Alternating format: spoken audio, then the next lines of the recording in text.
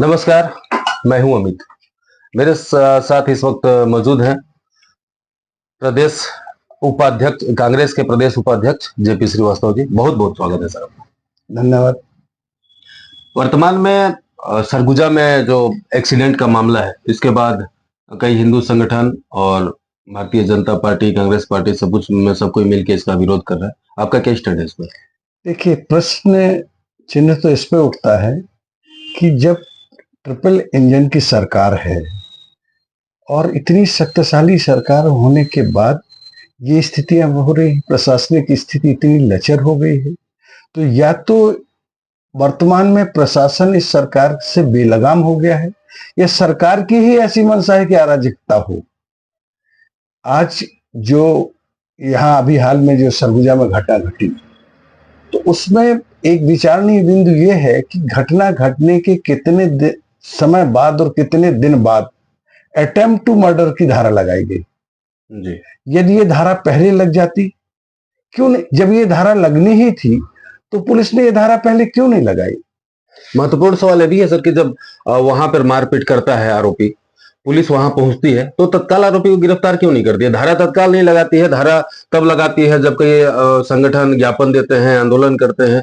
तो पुलिस का नियत खराब है या सरकार ही ऐसा चाह रही है कि ऐसा परिस्थिति बने? पुलिस प्रशासन हो, जिला प्रशासन हो या प्रदेश प्रशासन हो, ये सरकार के इशारों पर चलता है। जी। यदि सरकार कमजोर होती है तो ये बेलगाम हो जाते हैं, या सरकार जब प्रशासन से मिल जाती है तब ये बेलगाम हो जाते हैं। दो रास्ते होते हैं। प्रशासन जो की मनमानी तभी हो सकती है जब सरकार उससे मिली हो, या कि सरकार इतनी कमजोर हो तब प्रशासन की मनमानी चलती है। सरकार तो कमजोर है नहीं, ट्रिपल इंजन की और एक तरफा सरकार है। तो मतलब यहाँ पर यह मान लिया जाए कि सरकार की मानसिकता, मतलब भारतीय जनता पार्टी की मानसिकता ही यहाँ पे खराब है। देखिए, भारतीय जनता पार्टी की मानसिकता में तो इससे स्पष्ट हो रही है कि जब भारतीय जनता पार्टी का प्रतिनिधि मंडल गृह मंत्री से मिलता है तब कार्रवाई होती है भारतीय जनता पार्टी की सरकार में। जब कांग्रेस का प्रतिनिधि मंडल एसपी से मिलता है तब कार्रवाई होती है भारतीय जनता पार्टी की सरकार में। तब इस स्थिति को क्या, इससे बदतर स्थिति क्या हो सकती है किसी सरकार की, किसी प्रशासन की? और एक सवाल इस बात का नहीं है कि क्या कार्रवाई हो रही, क्या कार्रवाई नहीं हो रही। सवाल है कि क्या संदेश जा रहा है जनता में। जो जितनी जलालत के साथ, जितनी निर्दयता के साथ उनको पीटा गया है, अपने जो ट्रांसपोर्टर ठेकेदार हैं, जिस स्थिति में पीटा गया है और सारे लोग देख रहे हैं, तो कार्रवाई तो ऐसी होना चाहिए, क्योंकि सुप्रीम कोर्ट की मान्यता है कि न्याय तो हो लेकिन न्याय होते दिखना चाहिए। इसी तरह प्रशासन का यह दायित्व है कि कार्रवाई तो हो लेकिन कार्रवाई होते हुए दिखना चाहिए, ताकि एक संदेश जाए लोगों के पास कि आगे भविष्य में ऐसी कार्रवाई ना हो। तो भारतीय जनता पार्टी की सरकार में एक ही नहीं, कई ऐसी घटनाएं घट रही हैं, दिन पे दिन ऐसी घटनाएं घट रही हैं। अराजकता बढ़ रही है, गुंडागिर्दी बढ़ रही है।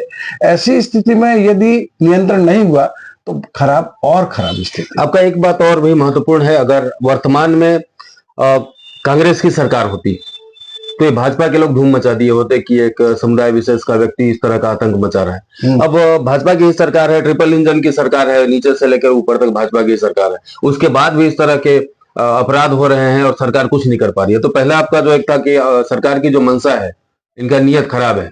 सरकार यदि चाहे, सरकार में विल पावर है, यदि इच्छा शक्ति है, तो अपराध होंगे ही नहीं, अराजकता फैलेगी ही नहीं।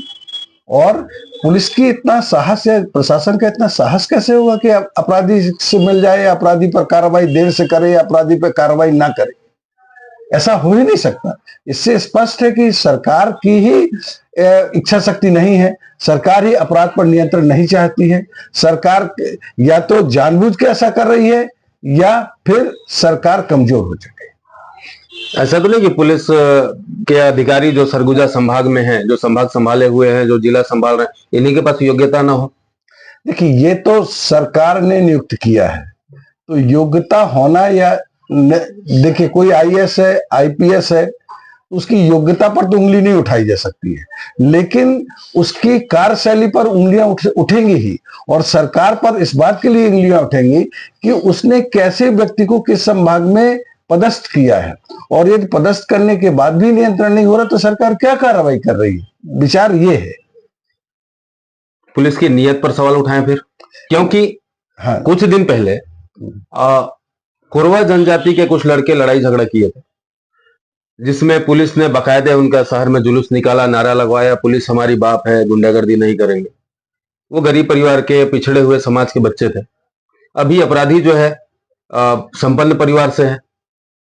पुलिस की अब बहादुरी जो है, पुलिस की बहादुरी को लकवा मार गया है। पुलिस अब जो जाबाजी था, बाप बनने की जो इच्छा थी पुलिस की, अब कहां दम तोड़ दी है। देखिए, मुख्य आरोपी का, मुख्य अपराधी का अभी तक गिरफ्तार न होना, ये तो स्पष्ट रूप से दिखा दे रहा है कि व्यवस्था लचर हो चुकी है।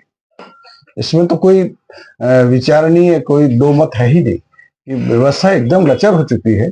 उसी का परिणाम है कि अभी तक मुख्य आरोपी, जो मुख्य अपराधी, वो गिरफ्तार नहीं हो पाया।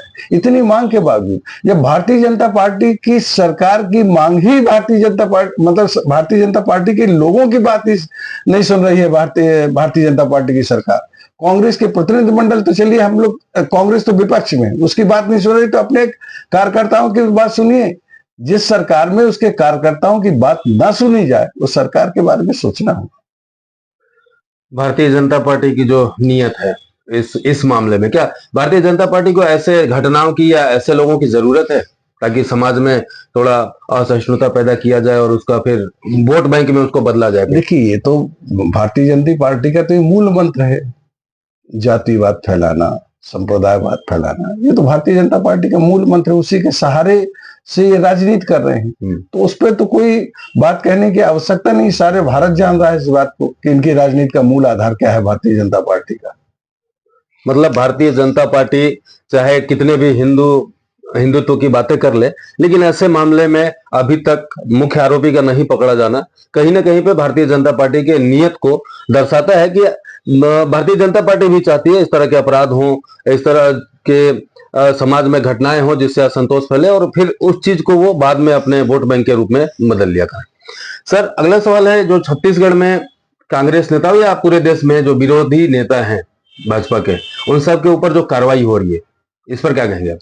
ये कल रात को भी एक समाचार प्राप्त हो रहा है कि भूपेश बघेल जी को महादेव ऐप में 6वें नंबर का आरोपी बना दिया गया और एफआईआर दर्ज हो गया है। ये दहशत की राजनीति फैला के ही सत्ता में रहना चाहती है भारतीय जनता पार्टी। हर प्रांत में देख लीजिए, क्या है इस पे विचार नहीं, समाज ये नहीं देख रही है कि क्या भारतीय जनता पार्टी के सारे नेता दूध के धुले हुए हैं, कांग्रेस के ही नेता खराब हैं? ऐसा तो नहीं हो सकता। ये तो पूरा राजनीति का कुएं का तो पूरा पानी का आकलन करिए ना आप। इस तरह करके वो चाहते हैं कि जो विपक्ष है उसको खत्म कर दिया जाए और ये प्रजातंत्र तानाशाही के रूप में ये इस प्रजातंत्र को लाना चाहिए। बात इसलिए भी महत्वपूर्ण हो जाती है कि जब वही कांग्रेस के भ्रष्ट नेता भाजपा ज्वाइन कर लेते हैं, उसके बाद उनके ऊपर जांच रोक दी जाती है, फिर वो पाक साफ साबित हो जाते हैं। हाँ, तो ये तो इनके पास, इनने तो ये अपनी एक वॉशिंग मशीन रखी है ना, उस वॉशिंग मशीन में जैसे ही आदमी गया तो धुल के साफ सुथरा हो जाता है।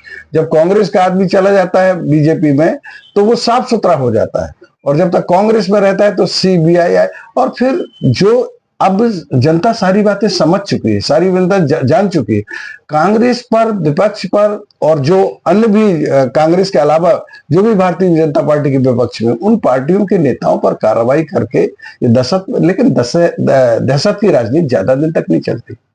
फिलहाल तो चल ही रही 10-15 साल। हाँ, तो वो तो किसी चीज का एक समय होता है, दहशत का भी एक समय है। जब पूरी जनता समझ जाएगी, भारत की जनता बहुत बहुत विद्वान है, भारत की जनता बहुत कुछ समझती है, और वो धीरे धीरे जब इस बात को समझ जाएगी तब इसके परिणाम सामने आएंगे। किसी चीज को समझने में समय लगता है, किसी चीज को करने में समय लगता है, वो समय का लाभ भारतीय जनता पार्टी उठा रही है। लेकिन आगे आने वाले समय में जब भारत की जनता ये समझ जाएगी तो इसके परिणाम सामने आएंगे। छत्तीसगढ़ में लॉ एंड ऑर्डर की जो स्थिति है, इस पर क्या विचार है आपके? छत्तीसगढ़ के अभी कल धमतरी का भी एक घटना है जहां पुलिस कस्टडी में हत्या का एक मामला आया है। इससे पहले अनेकों मामला इस तरह से आ चुके देखिए हैं। क्या है, भारतीय जनता पार्टी की जब से सरकार आई है, ये ट्रिपल इंजन की सरकार जरूर कह रहे हैं, मेरी तो मान्यता है कि इनका एक भी इंजन नहीं चल रहा है, सारे इंजन इनके फेल हैं। चाहे वो केंद्र स्तर का इंजन हो, चाहे प्रांत स्तर का इंजन हो, चाहे जिले स्तर का इंजन हो, और चाहे पंचायत स्तर का, कहीं भी अराजकता दिन पे दिन बढ़ रही है। सरकार का नियंत्रण अपराधियों पर खत्म हो, कोई नियंत्रण नहीं बचा है, और ये अराजकता रोज रोज बढ़ेगी। इसलिए जनता ऊब चुकी है भारतीय जनता पार्टी की सरकार से। अराजकता के बढ़ने का प्रमुख कारण आपके हिसाब से क्या है? अराजकता के बढ़ने का कारण यह है कि सरकार अपने दायित्वों को पूर्ण नहीं करे। बेरोजगारी दिन पे दिन बढ़ रही है, महंगाई दिन पे दिन बढ़ रही है, युवाओं को युवा नशाबंदी की तरफ कोई ध्यान नहीं है सरकार का, शराब सस्ती करती है सरकार। ऐसी स्थिति में क्या होगा? अराजकता तो बढ़ेगी। सरकार भाजपा की सरकार को किनारे करते हैं अभी जो कांग्रेस पार्टी है। आपको नहीं लगता कांग्रेस पार्टी में युवाओं का उपेक्षा किया जाता है? ऐसा कुछ नहीं है। युवाओं का कैसे उपेक्षा करेंगे? राहुल गांधी का इतना चलने के बाद आप कहते हैं युवाओं की अपेक्षा नहीं चलेगी। आप सरगुजा को देखिए, हमने पार्षदों को टिकट दिए, उसमें से आधे युवाओं को टिकट दिया है। प्रदेश में युवाओं को महत्व दिया जा रहा है। तो ये कहना कि युवाओं को उपेक्षा की जा रही, कांग्रेस जितना युवाओं को महत्व दे रही है, भारत की कोई राजनीतिक पार्टी इतना महत्व नहीं दे रही है। सरगुजा में अडानी की जो माइंस है, यहाँ सरगुजा के लोगों को उसका कितना फायदा मिल रहा है? देखिए, कहीं भी जो भी ये लोग तो जो अदानी अंबानी है, ये तो बी टीम है भाजपा की। तो इनसे महत्वपूर्ण बात यह है कि अदानी और अंबानी सर का कहना है कि ये भाजपा की बी टीम है। और पूंजी, ये इनका आधार जो है वो पूंजीपति व्यवस्था पर है। इनका आधार समाजवादी व्यवस्था पर नहीं है, पूंजीवादी व्यवस्था के लोग हैं। कांग्रेस, जैसे कांग्रेस शासनकाल में होता था कि क्षेत्रीय लोगों को अधिक से अधिक काम दिया जाए, या पहले जो माइंस थे, माइंस में लोगों के हिसाब से प्रोडक्शन होता था, लोगों को काम मिलता था। अगर जितने बड़े पैमाने पर अडानी का माइंस जो है उदयपुर परसा के थे, यहाँ पे अगर उस ढंग से काम किया जाता तो शायद संभाग में युवाओं को बड़े पैमाने पर रोजगार मिलता। लेकिन वहां पर सब मशीन से काम हो रहा है। जब तक आदमी की जो मानव शक्ति का उपयोग नहीं किया जाएगा, मैनुअल लेबर का उपयोग नहीं किया जाएगा, तो बेरोजगारी बढ़ेगी। एक स्पष्ट बात है कि बेरोजगारी बढ़ेगी ही। जैसे ही लोगों को काम नहीं मिलेगा, बेरोजगार होंगे, और बेरोजगारी की जो परिणीत है वो फिर अपराधों की तरफ जाती है। तो ये सबसे बड़ी बात होगी। और दूसरी बात कि जो वहां का मुखिया है वो तो स्थानीय हो।